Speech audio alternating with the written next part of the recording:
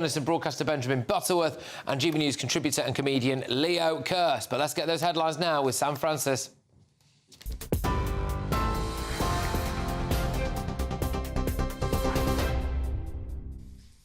Very good evening to you from the newsroom just after 11 o'clock. Sir Keir Starmer has now welcomed Donald Trump's new peace plan for Gaza, urging Hamas to end the misery by laying down arms and releasing all remaining hostages.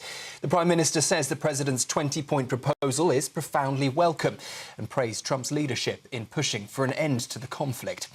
So what does the proposal say? Well, it promises an immediate halt to fighting if both sides agree, with all hostages returned within 72 hours and Palestinian prisoners freed in return. Hamas fighters would be offered safe passage out of Gaza, which would then be run by a transitional government headed by Donald Trump, with Tony Blair involved.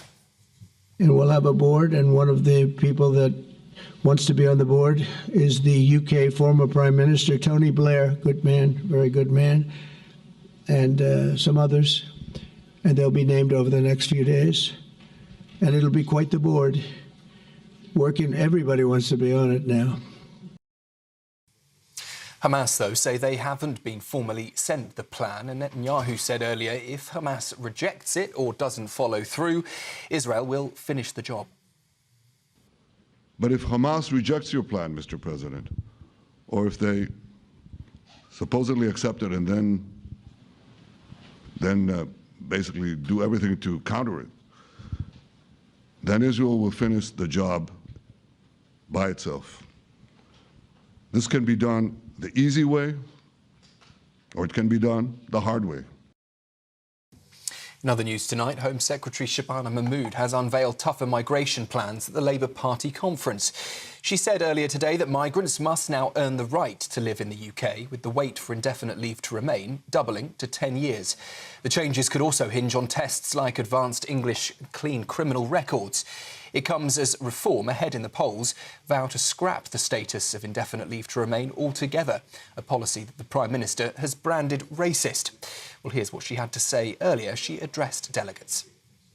The scale and the speed of change, as well as the nature of it, has frayed trust and eroded public confidence. Between 2021 and 2024, we saw over 2.6 million more people enter this country than leave it. And this included widespread abuse of Boris Johnson's health and social care visa, which saw 710,000 people arrive here. Far too many have been able to enter this country and disappear into the black economy. Also at the Labour conference today, Rachel Reeves warned of harsh global headwinds as she hinted at further tax rises to come in her speech.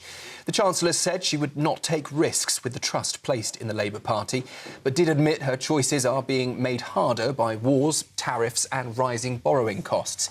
Experts say she may need to hike taxes or cut spending to fill an estimated £50 billion black hole. Her speech went on to pledge progress on Northern Powerhouse Rail, a library in every primary school and a youth guarantee for jobs. I can announce that with that investment, we will fund a new youth guarantee. Every young person will be guaranteed either a place in college for those who want to continue their studies, or an apprenticeship to help them learn a trade vital to our plans to rebuild our country, or some one-to-one support to help them find a job.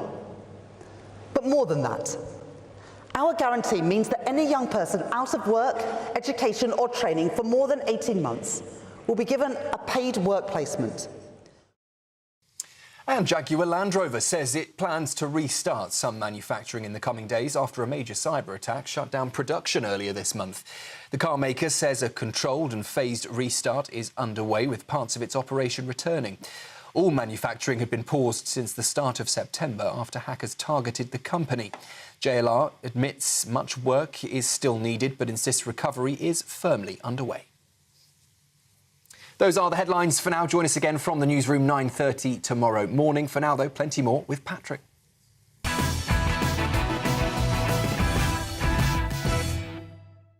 Welcome back to Late Edition. Let's get stuck straight in to Tuesday's front pages. We start with The Guardian. So The Guardian's front pages: accept Gaza peace deal or face the consequences, Hamas told. Big breaking news, that, especially that Tony Blair is going to be in charge of Gaza. What could go wrong?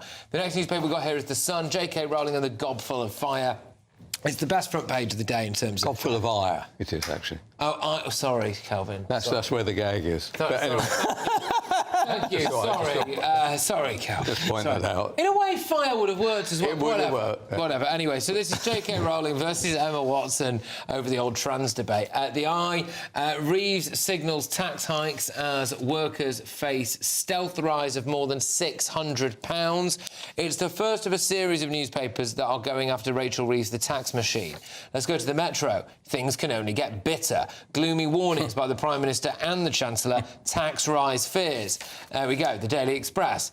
It's the same old tax rise pain with Labour. New raid on household incomes. But wait till you see what's on the Daily Mail, which I'm coming to shortly, because I think that'll really get you going. The Daily Star. Keir tells Farage, fork you, Nige. Sir Keir Starmer will attack Nigel Farage, warning Britain has come to a fork in the road. Yeah, I mean, it's just pathetic, isn't it, really, this? Yeah. And then The Times. Israel supports Trump's plan to end the war in Gaza. It's fair to say, actually, I don't know what time they went to print The Times, but it's actually not just Israel now. Pakistan have backed it, the UAE have backed it, Saudi Arabia have backed it, Qatar appear to have backed it, Egypt. Sir Keir Starmer's backed it, but, I mean, what does that even mean anymore? I mean, he also recognised Palestine, didn't he? So, with Hamas in charge. But anyway, so we'll talk about that. The Daily Mail, this is a big one, I think, and I know that people viewing and listening to this might not necessarily have private healthcare themselves, but certainly an aspirational thing. And Reeves plots a VAT attack on private health. There was the class war allegations when it came to private school fees. Now it looks like she's actually targeting your healthcare as well. The Daily Telegraph, Trump to govern Gaza with Blair. There's a cracking story just towards the bottom of the Daily Telegraph. I'm going to try and work this in.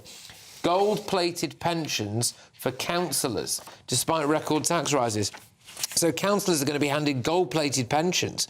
More than 16,000 elected officials will get taxpayer-funded retirement income under plans announced by Steve Reed. You deserve it, he said. Do your local councillors deserve it, really? Shocking. Anyway, finally, the Daily Mirror, hospital appointment, access to specialist docs online in a bid to cut waiting lists. Slight problem is that GPs might strike if you do it. So there you go. Right, joining us this evening, we've got former editor of The Sun, Kelvin McKenzie. We've got journalist and broadcaster Benjamin Butterworth, GBNews contributor and comedian Leo Curtis. Kelvin, I'll start with you. We'll bring up the Daily Mail first. Look, I mean, there's a broad spectrum of different tax rises here. They are zoning in on private healthcare. Why should viewers and listeners to this show, if they don't have private healthcare, why should they care about this? Oh, well, let's just face the issue that there are literally millions and millions of people in this country who have private health care, and they often come from union-dominated industries because one of the negotiations, which is an easy give on both sides, is to say, actually, we'd like you, whatever else you do in your life and whatever else we do, we don't want you going through the NHS, because if you've got you know a meniscus that's playing you up, it will take you 12 years to see anybody, and then you'll be told you're perfectly all right, we can't do anything about it. So actually going to private healthcare, you get things done. So to do this is an act, it's just part of the class war. And this is one of the reasons, not the only reason by 1,000 miles, it's one of the reasons why I say with absolute certainty, get down to your bookies and put every penny you have in the world on a reform win. And I will be outside the bookies and taking my 10% when you're cleaned up on it. They are an absolute joke, this lot. They are completely outside modern thinking. Leo, people who go private, very often, are already paying quite a bit of tax. They're paying for everyone else to have healthcare.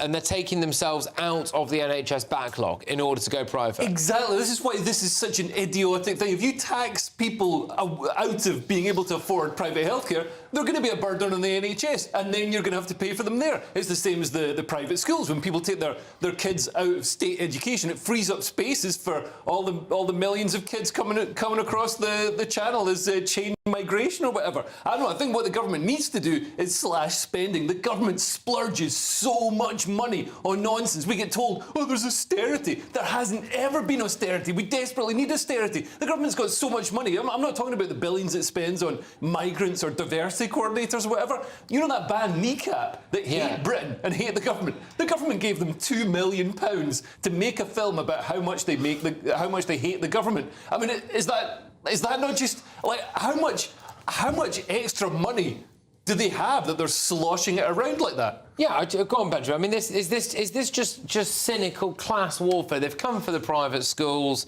You know, now they're going to try and clobber you if you want to get private health, if you want to go to Bupa. Well, first of all, Kelvin said put a bet on.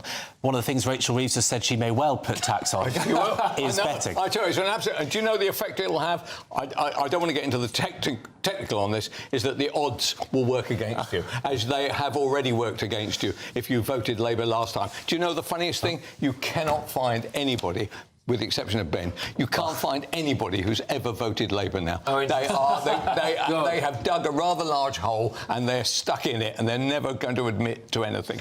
Look, when it comes to private healthcare, if people are paying, who don't have insurance, are paying for an operation, then I looked it up, a knee operation would be £15,000, £20,000. So you're talking about wealthy people. It's not the average pensioner, probably, who would be paying for that.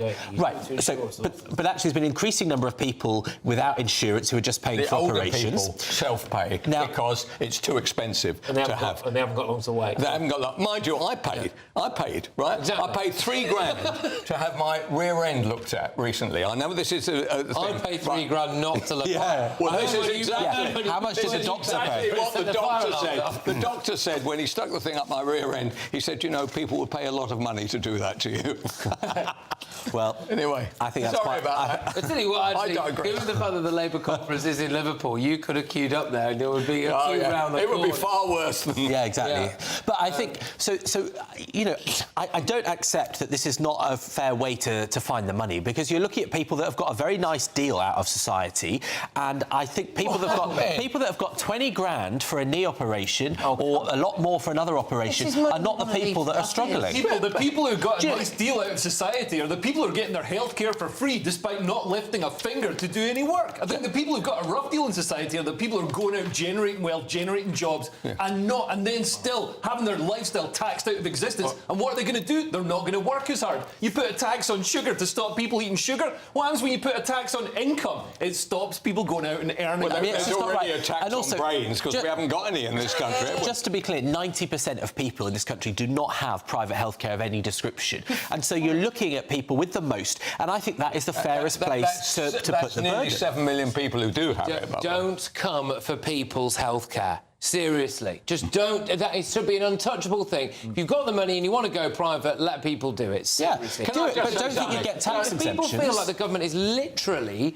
threatening your relatives' lives with a policy. They are never going to vote. Can I just bring up another? Because I get that, as Benjamin rightly points out, it's by far, not everyone by far 7 million do. But so 7 million people out of a country of roughly 70 million have private healthcare. OK, so you might be watching and listening to this now and thinking, well, it doesn't affect me, I don't care. Let me show you a headline that will affect you because you are a human, and it's on the front of the I paper. Reeves signals tax hikes as workers face stealth rise of over £600. And the detail on this, which I have in front of me here, is that if the Chancellor freezes the tax thresholds, which apparently she's expected to do now, workers earning £60,000 could find themselves paying an extra 643 quid. And this is a stealth tax, Kelvin. Yes, the idea that this is not going to affect working people, that has absolutely collapsed. And why don't they just face the issue? Why don't they stop spending? I mean, they have a mad idea on the front page of the Telegraph in which they're now going to give pensions to councillors. Well, fortunately, most of the Labour councillors are all going to lose their jobs within the next 18 months, 2 years, so that cheers me up no end. So it'll be the world's smallest pensions. Why do they carry on spending on stuff when we are clearly in a degree of difficulty? By the way, totally accept half of it comes from the old lot. The other half is now coming from the new lot. Can't we have a government that says we're going to live within our means? And honestly, saying to, I don't know, every tradesperson in the country, every chippy, every sparky, everything, you're going to pay another £600-700. Why is that a good idea? I don't care about the skin anymore. Labour I've come to the end of it. are owned by the unions. They're owned by people who they're owned by people on welfare. So all the people that are leeches on people who go out and work, they're the people who are voting for Labour. I mean, why would you vote for anybody else if you're getting this state, this kleptocratic state, to go and steal people's money and give it to you? You vote for anyone else? You can never make your mind up about whether Labour is the party of North London millionaires or the party of people that don't do anything. You're going to have to decide which one of these, because it doesn't add up. I go for the people who don't do anything. Sorry, isn't it run by North London millionaires who court people who don't do anything? Isn't that it? Oh, that's a clever point. No, I don't think so at all. Good point from the presenter. Thank you, cheers, guys. And actually, at the last election, the biggest swing was white Brexit voters to Labour. So that's who put in a Labour government. But what I'd say is this would affect about 1 in 6 people who pay more than 40% or are in the 40% tax bracket or above. Now, the real problem, I think, is that depending on where you are in life, this will have a much bigger impact. If you're 60, for example, in that wage and you've paid for your mortgage, then this isn't going to have a dramatic effect. But the reason why people should care about the 50k tax band involving a lot more people is because anyone trying to start a family, trying to buy a house, this is a big chunk of their taxes. What's going to happen? I guarantee it'll be the worst thing Labour could do, because it'll guarantee that people vote for right-wing parties forever. Because I've got some friends of mine, well, former friends of mine, anyway, who, massive raging lefties and all of this stuff, who basically, will now, because of the salary that they're earning, all start paying the highest rate of tax, and they're not going to like it. And all of a sudden, they're going to care a lot less about whether or not that asylum hotel down the road has got any funding, or whether or not all these kind of random homeless shelters exist and all that stuff. They're going to see the money coming out of their pay packet, like Benjamin says, can't afford a house, can't afford nursery for your kids, can't afford all that stuff. They're going to care. But just on this, sorry, just to bring in the front of the Telegraph quickly before we move on, that gold-plated pensions for councillors. We've spoken about taxes on private healthcare, taxes on your salary, taxes on everything, and now councillors are going to be given a gold-plated pension. That is despite record levels of council tax and loads of local authorities being so badly run, Leo, that they're about to go bust. Yeah, this is rewarding incompetence. And, councillors, nobody signs up to be a councillor for the money, for the wealthy retirement. So it's completely unnecessary. People aren't clamouring for this, except maybe the people who are pulling Labour's strings, the blob, all the councillors and stuff that are in Labour. Well, we have a massive problem coming up anyway. So council tax is clearly going to go through the roof next April. And actually, £1 in every 4, as has been advertised in these discussions before, goes to the pay rises for the council staff.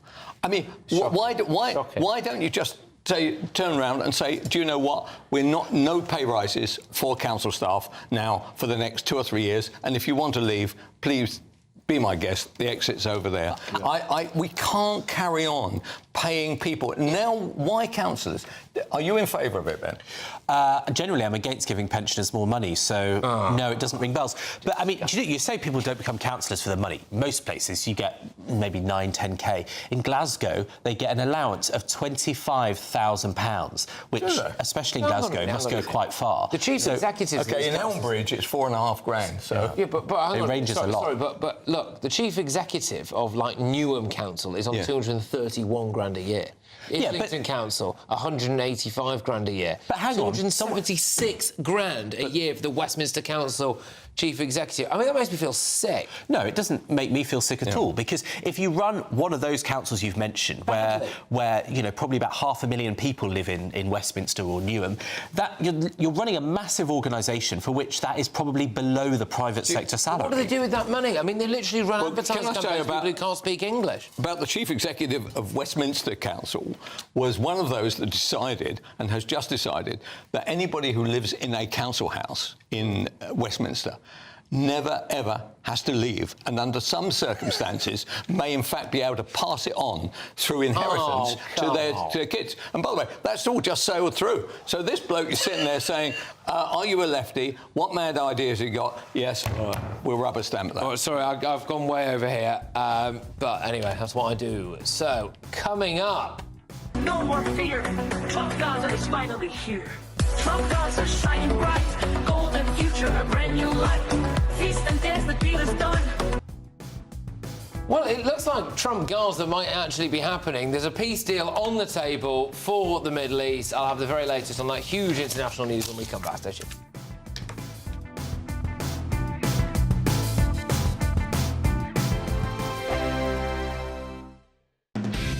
Decisions made in Washington aren't just shaping America, they're shaping Britain too. From migration to global security, from crime to health. Whatever happens in the White House today will be felt in your town or city tomorrow. That's why The Late Show is live from Washington, DC. Cutting through the politics to show you what it all means for Britain. The Late Show live every night at midnight. Only on GB News, Britain's news channel. Patrick Christys Tonight. Weekdays from 9 p.m. What on earth is going on at our universities? So Professor Stephen Greer had worked for the University of Bristol for 36 years when his career was halted after a false accusation of Islamophobia. The issue arose when Greer taught about the Charlie Hebdo attacks during a human rights module, and a student who didn't actually attend the course complained. Well, I'm delighted now to be joined by Stephen Greer himself to explain what happened. Stephen, thank you very much. Tremendous to have you on the show. Can you just explain the circumstances that led up to you being accused of Islamophobia, please? Well, out of the blue, or almost out of the blue, I received a complaint about a module I'd been teaching on a unit, a human rights unit, entitled Islam, China and the Far East, for nearly 15 years without incident. Which included the increasing critical literature about human rights issues in Islam, China, and the Far East. And my principally, as I said, the principal complaint, it did include a complaint about Charlie Hebdo, but the principal complaint was about the fact that I had referred students to the authoritative academic literature. And the student who complained was the president of BRISOC, the University of Bristol Islamic Society, who was a medical student who'd not attended any of the course himself, and he claimed to be acting on behalf of anonymous students. And there were all kinds of other procedural irregularities in the complaint, but the university decided to entertain it anyway. Okay. And I was exonerated after a 5-month inquiry. Then the university said, well, they were publicly announced. They took the module off the syllabus. GB News, the People's Channel.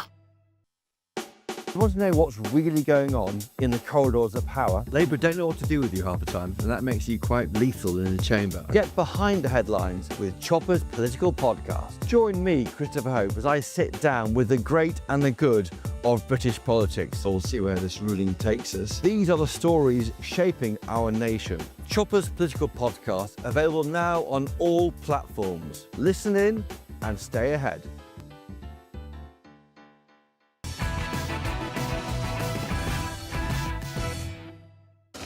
Welcome back to Late Edition. So we're going to have a look straight away at the Guardian's front page, and this is the story about this new whopping great big peace deal that President Trump has unveiled. Several nations have agreed to the peace deal, including apparently Pakistan, Saudi Arabia, the UAE, Qatar and Israel. However, Hamas say that they have not seen this deal yet.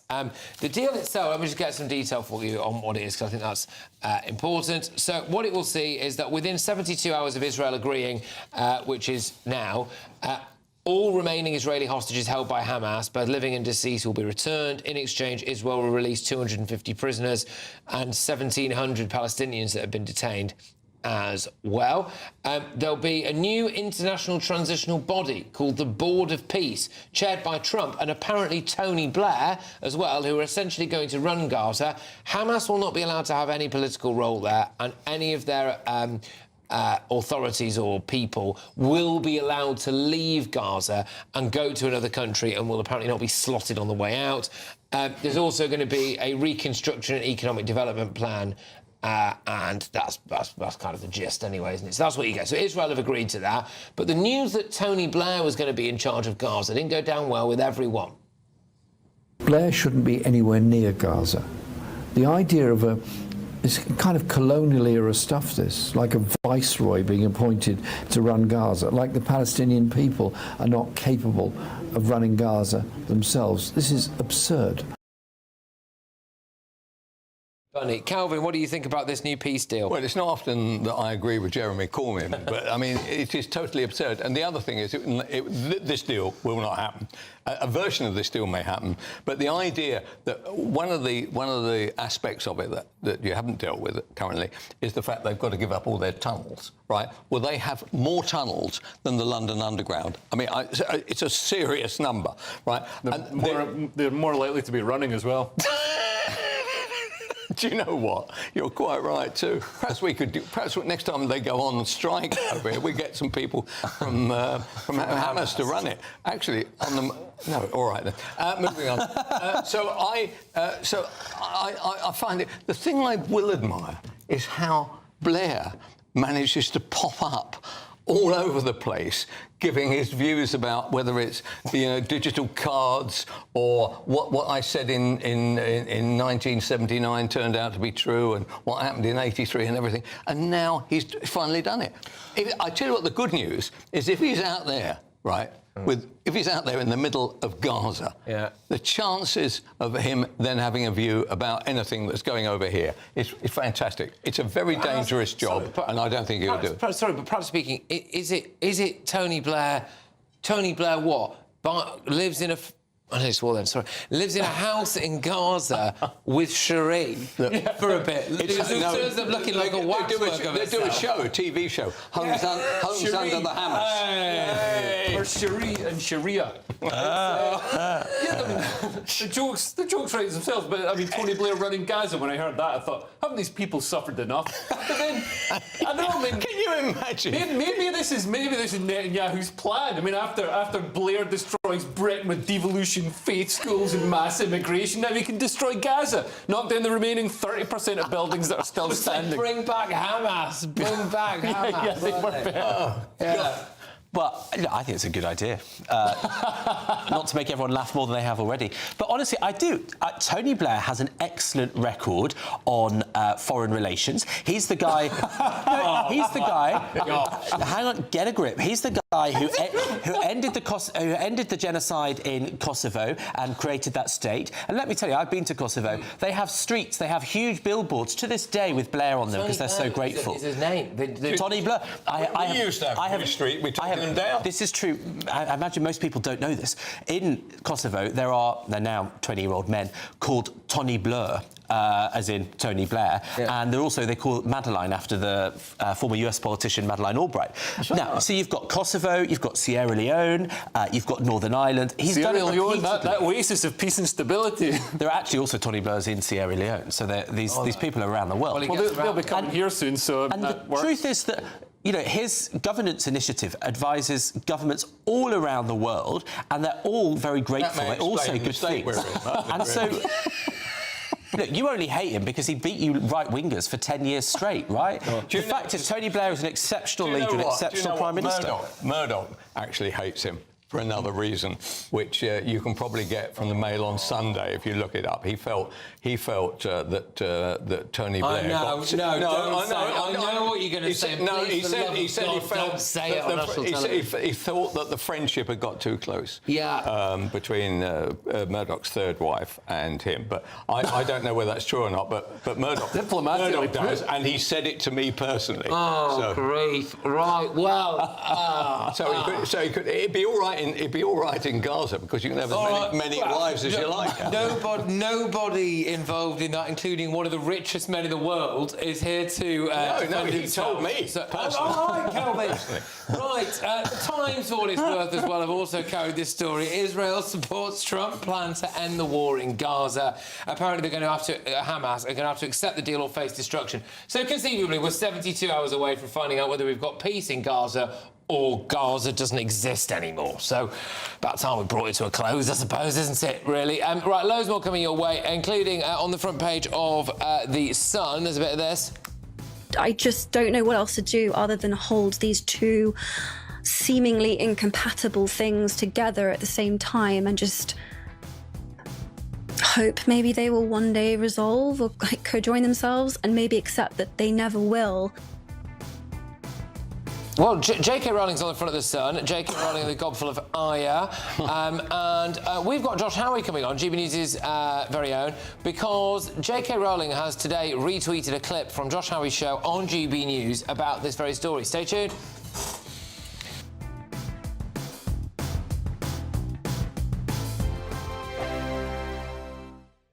Hello again and welcome to the latest update from the Met Office for GB News. Clearest skies will persist towards the southeast during the next 24 hours, some fog patches forming overnight. Elsewhere, breezier and cloudier because of this area of low pressure, some distance from the UK, but dangling its weather fronts in from the Atlantic, and those weather fronts have been bringing some patchy rain to western Scotland through the day. Those outbreaks of mostly light rain pushing into central and northern Scotland overnight, northwest England, perhaps north and west Wales, as well as Northern Ireland. However, it's on and off rain. It's not going to be particularly heavy or persistent. Towards the south and indeed the east, clear spells continue, and where we've got those clear skies and light winds across some central and southeastern parts, we'll see a few mist and fog patches forming once again. But towards the north, it's a windier night and a windier start to Tuesday. A lot of cloud cover for Scotland. Outbreaks of rain here and there. Some hill fog for Scotland, but no low-level fog because of the breeze. And for Northern Ireland, likewise a grey start. A few light outbreaks of rain first thing, but plenty of dry weather. Wales will see mixture of cloud and some bright spells, the brightest skies towards the east. And for the south and southeast of England, once any mist and fog disappears, decent sunny spells, just like Monday. But it's going to be increasingly damp, I think, for western Scotland and Northern Ireland, a sign of things to come towards midweek. Feeling cool in the north and northwest, but I think eastern Scotland doing well for temperatures, 18 or 19 Celsius. The warmest spots towards the southeast, up to 20 degrees. Then a much more unsettled day to come on Wednesday for Scotland and Northern Ireland in particular. The rain turns heavier and more persistent, and in fact it's going to potentially cause impacts across western Scotland in particular, because here the rain will really add up through the course of Wednesday and into Thursday, perhaps causing some localised flooding. Elsewhere, staying dry for the time being, but increasingly breezy. Miriam, you can't be serious. Scrapping the triple lock on state pensions? Madness. Andrew, we just can't carry on pretending. The numbers just don't add up. We've got to be honest with people. We've got to face the facts. That's what people want. Well, that's what you get on GB News and on Britain's Newsroom. Lively debates, lively conversation. Britain deserves a newsroom that puts the facts and your voice first, and we're not afraid to hold power to account. And each other. So join me, Andrew Pearce. And me, Miriam Gates, for Britain's Newsroom, weekdays from 9:30 on GB News. The People's Channel, Britain's news channel. In the GB Newsroom, we bring you the news as it happens. With our team of dedicated journalists across the UK, we're ready to keep you up to date with what's happening every half an hour, every single day. Bulletins here on GB News. The People's Channel, Britain's news channel.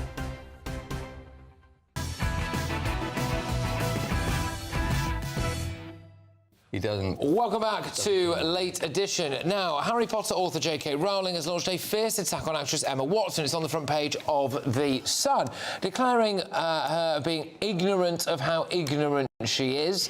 That was on a post on X. Rowling's post was in response to a GB News clip from Free Speech Nation yesterday, where Emma Watson's supposed olive branch to Rowling was discussed with Fiona McInerney of Sex Matters. Well, joining us now is the presenter and host of Free Speech Nation. It's Josh Howie. Josh, thank you very, very much. Look, you were famous already, mate, but now you're super famous. J.K. Rowling has been retweeting things as well. What is going on? I mean, it's on the front page of The Sun as well, isn't it? Really, that Rowling and the gob full of ire here. So a monumental fallout.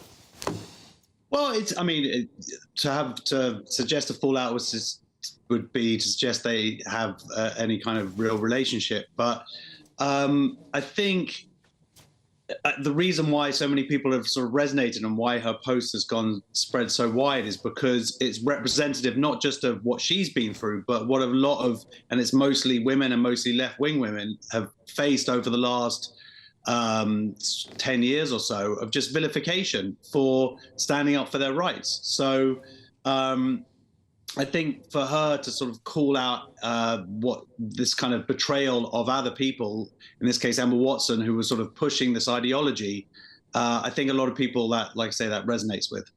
Yeah, exactly. So J.K. Rowling is of the view, I mean, she's of the view because it's true, that at the height of her death threats and attempted cancellation, when everyone was slagging her off for daring to say that women are women and men can't be women, that Emma Watson, quotes, poured petrol onto the flames of that. I mean, it is a spectacular kind of public divorce, isn't it, in a way, from J.K. Rowling, the author of this, the works that made Emma Watson everything she is today. Yeah, absolutely. I mean, this idea that Emma Watson would... There's a line where I think J.K. Rowling says that her and Dan, Emma Watson, and they've kind of given themselves this role of spokespeople for that franchise, and they're just actors. And, you know, I'm an actor, and actors are stupid, I can tell you, from personal experience. So the idea that they should somehow be the representatives of what J.K. Rowling created is ridiculous. But it's a good clapback, because so many people did face vile insults, and it went from just being called a transphobe to that having consequences, people losing their jobs, people losing friends over it all, people actually facing death threats, seriously. And I think, and by the way, I actually think a lot of society's problems can be traced back to the scourge of the upper middle class lovey woman, actually, who do seem to be, fabulously welcoming of a load of blokes who wish us, including them, by the way, harm, but also, the kind of trans stuff as well. They don't realise, what they thought was a support for a movement that was all about love and tolerance actually turned out to be pretty vile. And now, J.K. Rowling's right not to forgive Emma Watson, is she, for anything? Yeah, well, yeah, absolutely. I mean, that's her personal decision. But I mean, look, I don't know if there's definitely a lovey type, but that goes across sort of both sexes. And when J.K. Rowling spoke up, it was, like you said, the response that she got was just absolute vilification and death threats and rape threats. And she's someone who really sort of to put up her head above the parapet like that. But it's all the other people who also stood up, who lost their friends, who lost their careers. And what we look at now, and we kind of go, for what? For saying that there are only two sexes, for saying that children should be protected from medicalization, for saying that there are only that women should have private spaces in sports and prisons. And so it seems ridiculous now, but when J.K. Rowling spoke up in 5 years ago, it really was a kind of a moment of that took bravery, and it's amazing that society has moved on, and that's partly, frankly, through J.K. Rowling, but it's also, I think GBNews can take a bit of credit as well. Like, we have talked about these issues to the point where people understand now what is really going on. Yeah, well, 100%. And you yourself deserve a huge amount of credit for that as well, Josh. And shows like Free Speech Nation, etc., have really paved the way for this. So thank you very much. Thank you for coming on as well as GBNews presenter and the host of Free Speech Nation, the wonderful Josh Howie. Right. Yes, well, let's just check in with what on earth is going to be going on stateside, because GBNews presenter, host of The Late Show Live from Washington, D.C., our very own Bev Turner, joins us. Just before we get stuck into some more of Tomorrow's front pages, tell us a bit about what's coming up on the show, what's making waves over there. What do you got for us?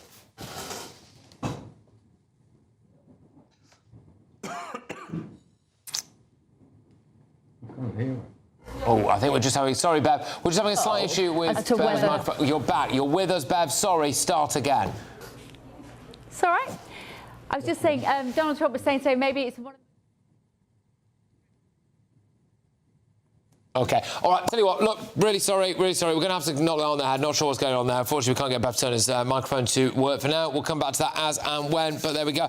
We might as well just stick with a little bit about what's on a couple of these front pages then. When it comes to J.K. Rowling and the Gob Full of Ire, I thought, Leo, you might be the man to go to first on this. Women, you mean? Yeah, well, whatever you want, darling.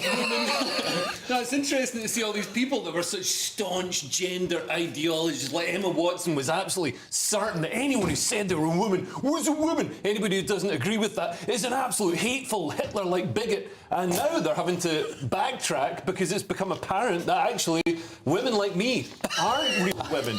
And also, it's not a good idea for male rapists to go into female prisons. Who'd have thought that? Also, female sports shouldn't become a dumping ground for mediocre male athletes who want to put their hair in bunches and call themselves Susan. And also the idea of like transitioning children, the idea of drugging, sterilising. Well, that's the really sinister bit of it, isn't it? Yeah, that's like the actual. All joking aside, that is the pure cynic, the horrible bit. Yeah, absolutely. I mean, there's going to be a lot of people, you know, that are going to be asking, you know, why did you let me do this to myself? Why was I railroaded into this treatment by these gender ideologists who believe that, you know, this idea that drugging and making children is some sort of cure-all for any sort of dysphoria or mental illness that they've got. I mean, this is just demeaning gibberish. It's completely unreasonable. But on the question of Emma Watson, you know... That is your strength, though, isn't it? Demeaning gibberish. That was 100%. Like, you can call it gibberish, but you can't actually specify what I said that's wrong. Well, for example, you said, quote-unquote, maiming children, but it's illegal for so you think... It's illegal for an under-18 to have an operation, so it's just factually but it still happens in America. So well, we don't live in America, so it's just factually untrue what you said. Gender ideology is a global movement, and it happens to young people. It's not an ideology, it's a reality.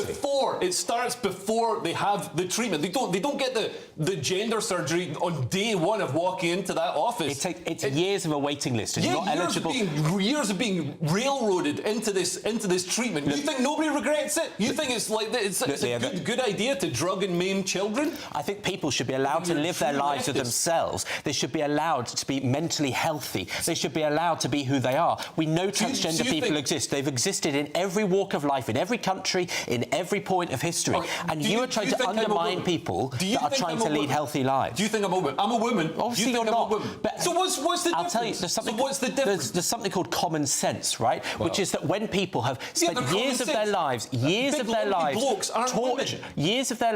tortured, trying to access healthcare, trying to live their lives, they are clearly trying to be themselves. And can I just say, J.K. Rowling is nothing more than a fascist on this. Emma Watson was trying. Emma Watson was being a total. Hang on, the Leo Kerr show has been cancelled. The bar for being considered fascist has come Emma down Watson was trying 30s. to say that she likes J.K. Rowling, she appreciates her, but she has a different view. J.K. Rowling should accept that there's free speech for transgender people and their supporters as well. OK, fine. No, J.K. Rowling is not a fascist. So there we go.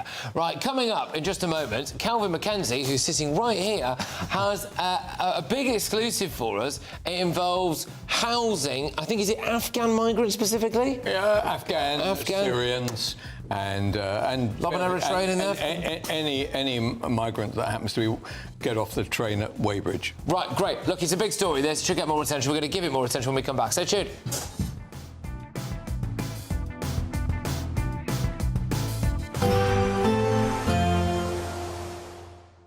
I forecast a perfect holiday in the sun.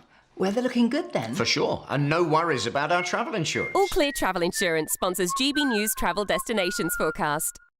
There's still plenty of fine and warm weather across most of the Mediterranean, but it's a different story across parts of Spain, and in particular parts of southeast Spain and the Balearic Islands, where we're going to see some particularly heavy and persistent rain through the day on Tuesday.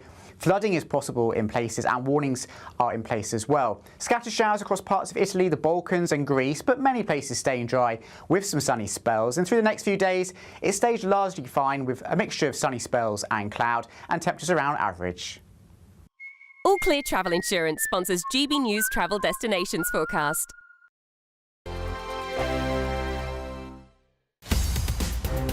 In the GB newsroom, we bring you the news as it happens. With our team of dedicated journalists across the UK. We're ready to keep you up to date with what's happening every half an hour, every single day. Bulletins here on GB News. The People's Channel. Britain's news channel. Decisions made in Washington aren't just shaping America, they're shaping Britain too. From migration to global security, from crime to health. Whatever happens in the White House today will be felt in your town or city tomorrow. That's why The Late Show is live from Washington, D.C. Cutting through the politics to show you what it all means for Britain. The Late Show live every night at midnight. Only on GB News. Britain's news channel. You want to know what's really going on in the corridors of power? Labour don't know what to do with you half the time, and that makes you quite lethal in the chamber. Get behind the headlines with Chopper's political podcast. Join me, Christopher Hope, as I sit down with the great and the good of British politics. We'll see where this ruling takes us. These are the stories shaping our nation. Chopper's political podcast, available now on all platforms. Listen in and stay ahead. Mornings don't have to be tiresome, especially if you have the right company. Wake up to news as it happens, opinion and debate, and of course, a little bit of entertainment too. Because when the kettle's on, we're on. That's Breakfast on GB News, a show worth waking up for. Every morning from 6 a.m. Only on the People's Channel, Britain's news channel. We'll spread the news, you spread the word. Hi, I'm Michelle Dewberry, and my show is your opportunity to cut through all the noise and dive in headfirst to some robust debates. Ideas clash. Situation, isn't it? No, Because the because failure is... You're deliberately avoiding my point. Nothing's held back, And if you think this is the end of it, wait for more. and we do not shy away from the difficult stuff. Sometimes I want to shake people and say, if only you understood. So join me on Jubes & Co. weeknights at 6 p.m, only on GB News, Britain's news channel. Miriam, you can't be serious. Scrapping the triple lock on state pensions? Madness. Andrew, we just can't carry on pretending. The numbers just don't add up. We've got to be honest with people. We've got to face the facts. That's what people want. Well, that's what you get on GB News and on Britain's Newsroom. Lively debates, lively conversation. Britain deserves a newsroom that puts the facts and your voice first, and we're not afraid to hold power to account. And each other. So join me, Andrew Pearce. And me, Miriam Gates, for Britain's Newsroom, weekdays from 9:30 on GB News. The People's Channel, Britain's news channel.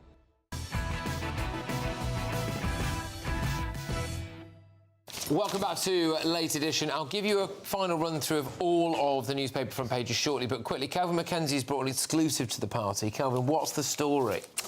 Well, after a lot of hassling, having been given some information, I go to Elmbridge Council and say to them, is it true that you spent 200,000 quid without any publicity on putting refurbishing a house for a family of Afghans, right?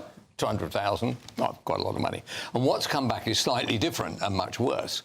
What they've admitted is that they've spent $5.25 million out of their affordable housing pot. Now, affordable housing pot comes from private developers who say either the site's too small or for some other reason we can't build affordable housing here. Here's some money instead.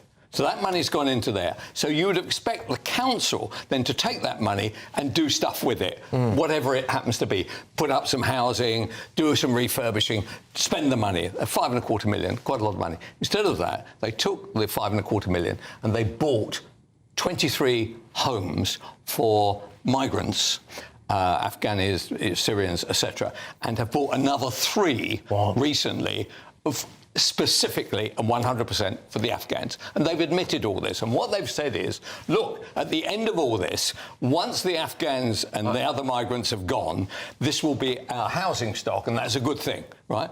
What do you mean, once the Afghans have gone?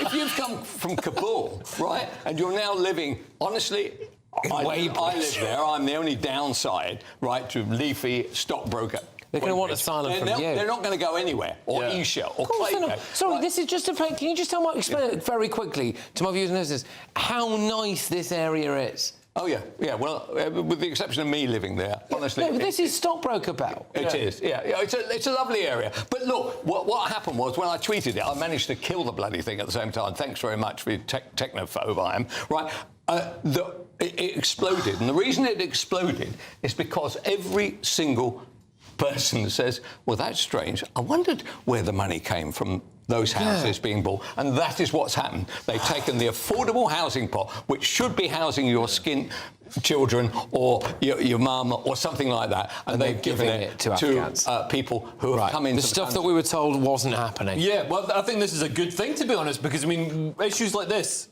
that usually affect, or in the past have affected, working-class communities are now affecting Epping, they're affecting Weybridge, they're affecting people with voices, people who, you know, aren't going to be happy to let it happen. And when they go and complain to the politicians, they're not going to be called racist and turned away like the working-class communities were, like the people in Ballymena were. They're going to have to be listened to. Before I come to you, Benjamin, I want to come to this. This is Elmbridge Borough Council spokesperson saying Elmbridge Borough Council has supported refugees from Syria, Afghanistan and Ukraine over the years. We've always been open and transparent about the support. Since 2023, we've used specific government funding as well as the Council's Affordable Housing Enabling Fund to offer homes to vulnerable refugees from Ukraine and Afghanistan. To date, we've purchased, refurbished and let 24 homes in Elmbridge for letting to these households a total cost of £10.25 million. Benjamin. Well, I mean, to flee Bashar al-Assad and end up next to Kelvin MacKenzie, some people have no look. But, I mean, I think it will obviously make people angry. £10 million is a lot of money. I guess on a practical level, this has come from a central government pot, I suspect, rather than the council's pot? No, half and half.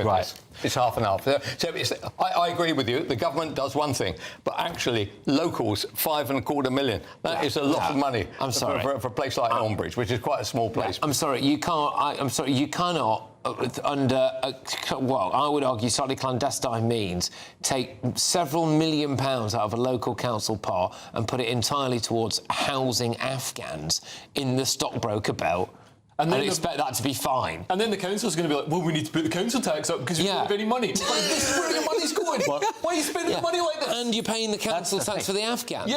They're not paying the council tax. Has your council tax gone up in recent years? Because if they try and do it next time round, I think people will probably have a pretty strong reaction. Well, I totally agree with that. I think the politics of this, they're currently run by the Lib Dums and the residents, right? And I think there's an election next year, I guarantee you, apart from Wales, the biggest landslide will be in Elmbridge. Stand on the ticket of more homes for Afghans. If I was standing against them right now, what I'd do is I'd print out documents that look like Lib Dem literature and whatever literature, and I'd put it through every single door, and I'd go more homes for Afghans. That is a very clever That's what I'd do. There you go. Watch as the voters flee. Anyway, right, OK. Let me give you a quick run-through of Tuesday's front pages. The Times have gone for Israel supports Trump plan to end war in Gaza. The Guardian, accept Gaza peace deal or face the consequences, Hamas told. They've got 72 hours to accept this peace deal or they are out of there. The Sun, J.K. Rowling and the gobful of ire. It's J.K. Rowling who's gone to war with the woman who played Hermione. Not before time, of course. The Daily Express is the same old tax rise pain with Labour. A series of headlines, as you're about to see, on Labour's potential tax rises. The I paper, signals tax hikes as workers face stealth rise of over £600. And that's an important one because, again, it's that line of no tax on working people, but the I have decided that it is a tax on working people. The Metro, things can only get bitter. It's, again, a tax headline involving Labour. The Daily Star go for Keir tells Farage to fork you. The Daily Mail, Reeves plots VAT attack on private healthcare. The Telegraph, Trump to govern Gaza with Tony Blair. And the Mirror, hospital appointments. It's an app for hospital appointments. Bev Turner is hopefully with us for the Late Show Live. Bev? Thank you, Patrick. Thank you, Patrick. Yeah, I think my microphone is actually working. Now, we've got a brilliant show coming up. Has Donald Trump achieved peace in the Middle East? What on earth is Tony Blair doing being part of that? And some breaking news, actually. Nicole Kidman and her husband have just split up after 19 years. Going to talk to a journalist who knows them very well. Don't go anywhere. It's our biggest Great British giveaway to date. You could be driving away with this brand new Benamar Primera motorhome. This 4-berth home from home comes complete with integrated kitchen and bathroom areas and has all of the tech you'd expect from the latest 2025 model. We'll also give you an incredible £30,000 in tax-free cash to make sure that any adventures you take in your new motorhome are taken in style. For a chance to win, text WIN to 63225. One entry costs £2.50 plus one standard network rate message, or text BONUS to 63225. 5 entries cost £5 plus one standard network rate message. Go to gbnews.com/win. Entries start at £2.50. Call 0903 686 3232. Calls cost £2.50 plus your network access charge. Or post your name and number to GB16 PO Box 8690 Derby DE1 9TT. UK only. Entrance must be 18 or over. Lines close at 4 p.m. on the 31st of October. Please check the closing time if listening or watching on demand. Westminster's full of talk, but out here, it's the real world. Am I allowed to talk No, now? that's it. This is where it matters, real people and real lives. That's what politics is all about. The fact has Trump made a good start? No. Straight answers, no spin, and just a couple of pints. How many fingers have I got up? About 10. So join me for Lee Anderson's Real World every Friday at 7 p.m. only on GB News. The People's Channel, Britain's news channel. You want to know what's really going on in the corridors of power? Labour don't know what to do with you half the time, and that makes you quite lethal in the chamber. Get behind the headlines with Chopper's political podcast. Join me, Christopher Hope, as I sit down with the great and the good of British politics. We'll see where this ruling takes us. These are the stories